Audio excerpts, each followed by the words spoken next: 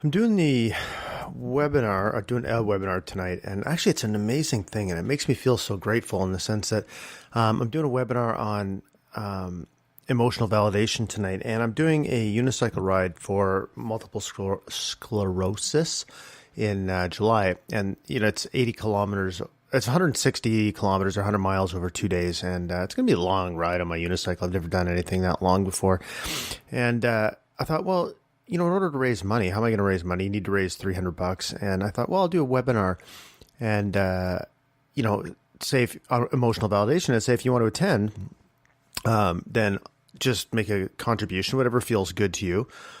And I'll send you the link. And it's amazing. I've raised like $900. So that's great. And I'm doing a webinar on one of my favorite subjects. So that's amazing too. But, and in the webinar, I got thinking about this idea of dynamic effectiveness, because I think it's something that's really important. And I'm going to sit here and talk about it because it's what I feel like talking about on my DailyCast, and maybe it'll help me make some more sense of it. Because it's really just, I have this tendency to like to label things or brand them. I don't know if it makes me feel smart or what, and maybe dynamic effectiveness is already a thing, but whatever. Until I find it otherwise, it's my thing. Or until I lose interest and never mention it again. But anyways, I think what's really cool and a really important skill to develop is the understanding. So when I say dynamic effectiveness, what I'm thinking about is how being effective is context specific, and that context is informed by all kinds of different variables. So for example, and actually let me back up and say, when we talk about emotional validation, it really is about being effective versus being right. And I really think that's a lot of a huge problem that people get into. And trust me, myself included, is that when you're disagreeing, like say if you have a disagreement about someone, with someone, we often try to be right, and so if I'm having a disagreement with Tanya, for example, I'll say, I don't know, I just sometimes get wrapped up in just making sure that my point of view, that she accepts my point of view. Maybe even if she doesn't really accept it, sometimes I feel like maybe I just want to hear that she accepts my point of view. I don't know. Actually, that's a really interesting thing now that I said that out loud. But what really matters is being effective versus being right. Because in order to be effective, you can both be right at the same time. I think that's like in dialectical behavioral therapy, which is what's often used for borderline personality disorder. It's like holding these two sort of seemingly opposing ideas of acceptance and change, right? So, and it's the same thing, I guess it's a very similar thing with dynamic effectiveness, or is that you can both be right. It's not a zero-sum game, right? So, you both have different truths, different opinions, different experiences, different beliefs, different cultural history, life's experience, blah, blah, blah, all those things. And so you can look at the same situation or same set of, quote, facts and derive a completely different interpretation from them. And that's okay. That's actually an amazing thing that makes the world so great. So if you operate it from that point of view, from that as, one of your operating assumptions that there's no single truth, then it gives you, maybe opens a mind to exploring what it means to be effective. So, and I think being effective, as I said, it's not only context specific, but what happens in real time, like it's fluid at the same time, and it happens in real time, and you have a lot of inputs coming at you in any moment to figure out what being effective is. Like some of those inputs might be the words your partner's saying, their emotions, your emotions, the tone of voice, body language, history, goals, the relationship between the two of you. Like, is it husband, wife, or, husband, partner, say, or parent, child, or friends, or contacts like family, work. Like there's all these different things that contribute to a very fluid situation. So to be able to manage all that in real time, it takes a lot of practice and a lot of skill, and you're going to fuck it up, right? Like obviously. So I'll give you an example of what I'm thinking about here, because, so for example, if my daughter is upset about school, say, and she is extremely, extremely upset, as a 14-year-old can be. and if I'm talking to her and if I'm emotionally validating her, and like, what does it mean to be effective? So, let's say a previous version of myself, being effective might have meant making her understand that while she is upset, she's going to school and she might as well just change her attitude about it and change her feelings about it, because you got to go. And so, there's no point in whining about it. That's definitely what a younger version of me probably would have said. I guess you can't say definitely and probably. That's probably what a younger version of me would have said. Where now I would look at being effective as, okay, I want her to know that she's seen and heard. And because I want to do what I can and use the tools that I have to create a situation where she feels like, where there's a human connection, and it can be, which will help her de-escalate, probably, not necessarily, but probably. And in that space, in that calmer space, in that space of connection, maybe she'd be open to talking about what's going on and hearing my opinion. So that might be being effective in that situation. With my wife, let's say we are talking about money, for example, and so being effective would be, it might be, remembering that the goal of the conversation is to get on the same page and to make sure that we continue to work towards the financial future that we want to create, not about being right. So those are two very different things, right? And it means being very open and dynamic, hence, the word dynamic effectiveness, but being dynamic about what is the goal of this particular interaction, and keeping your eye on that prize and being open to change it too, right?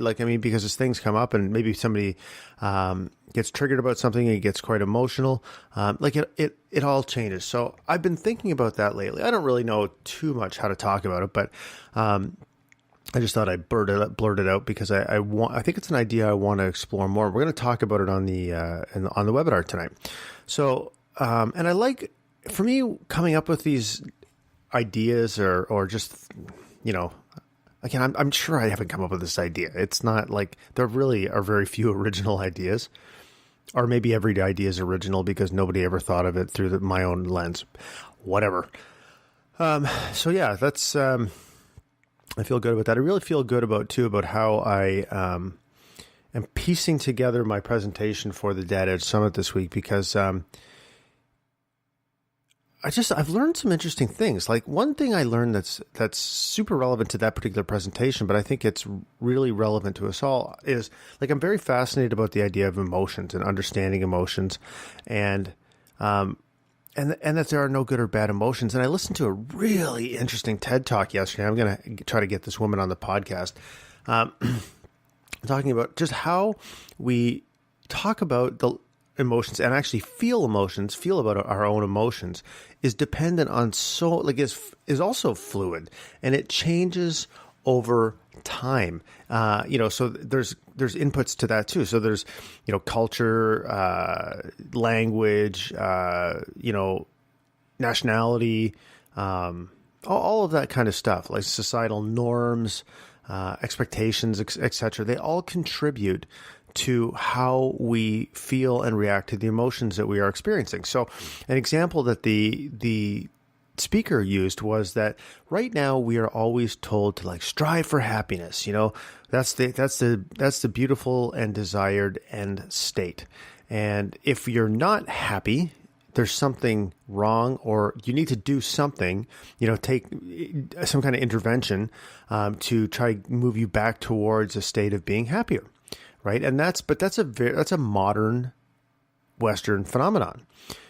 And then she talks about how in the 1600s, or 16th century, I guess, so 1500s, it was very different, where sadness was encouraged.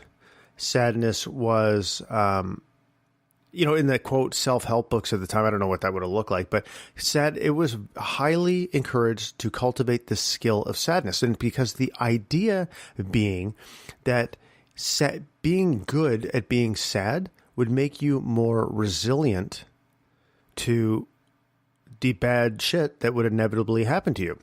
And so it was really important, right? And so it's so funny, though, because if you think about that, nowadays, if you feel sadness, especially if you're a dude, you feel sadness, you feel like there's something wrong with you. There might even be some shame associated with feeling sadness, where back in the 1600s, if you were sad, if you felt sadness, you were a badass because you had developed a skill that was thought to be very important at that time.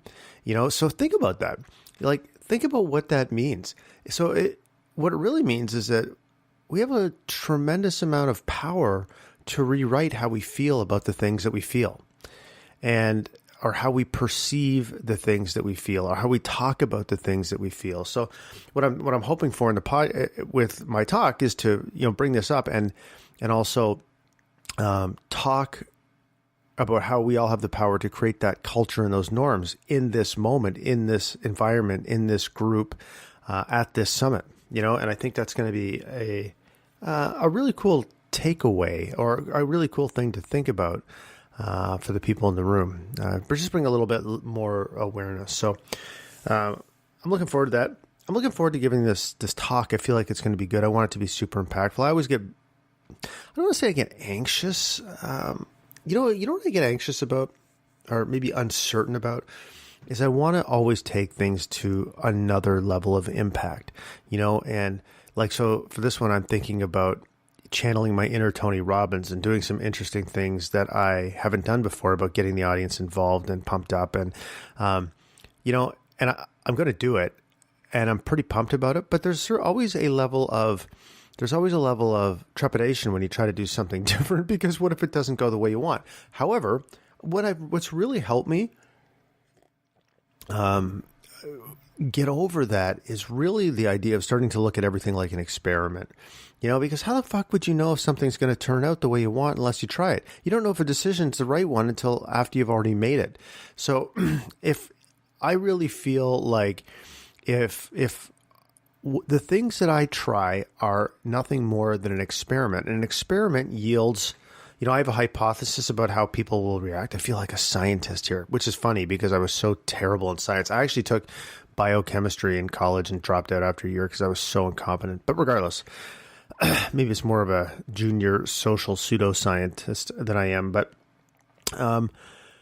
so I just look at it as an experiment. So if it doesn't, I don't know how it's going to turn out. I have an idea about how I think it is going to turn out, but I do not know.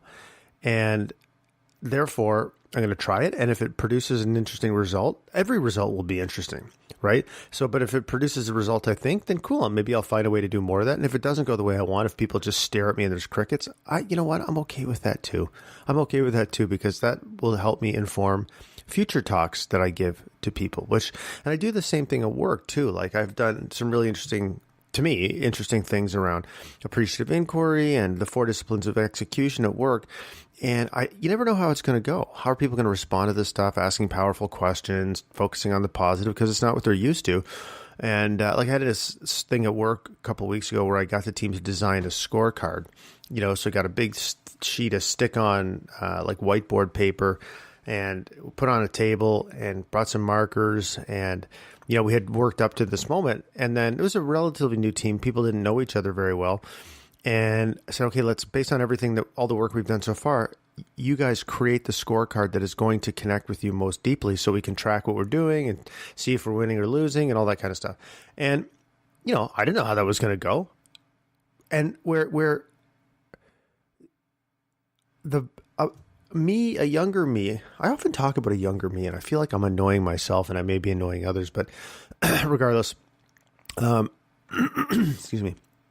I got morning throat because it's only 5:23 in the morning. I had a podcast guest stand me up today. I'm sure he didn't actually stand me up, but maybe there was some technical difficulty, so we'll reschedule. But regardless, I didn't know how it was going to go. And so an earlier version of me really would have wrapped up a lot of my own, I don't know. I really would have wanted to make it work, I guess is a thing, because I would have wrapped up my own sense of self-worth somehow in the result, like everybody coming together and working on it. And so I would have, and I would have that energy of feeling that kind of stress about this has got to work because it's a reflection on me as a leader. I mean, that would have influenced the energy I was putting into the room and probably would have made it work out worse than what I was hoping. This time what I did was I thought, okay, all these people, they don't know each other. They've never done this. I'm sure nobody's done an exercise like this, or likely not done an exercise like this. And let's see how it goes. And if it works, like I'm hoping, then that's wonderful. And if it doesn't, I'm ready for the awkward. And what ended up happening was it was pretty awkward at the beginning. People staring at this big blank piece of whiteboard paper, not having anywhere to start, and I just was comfortable sitting in the awkward. And it wasn't really awkward for me. I was fine. It was awkward for them. And eventually somebody picked up a marker and then drew something, and that triggered somebody else to say something. And you can see where this is going. An amazing scorecard was built, took about 45 minutes, and everybody participated, and I loved it. And it was absolutely fantastic.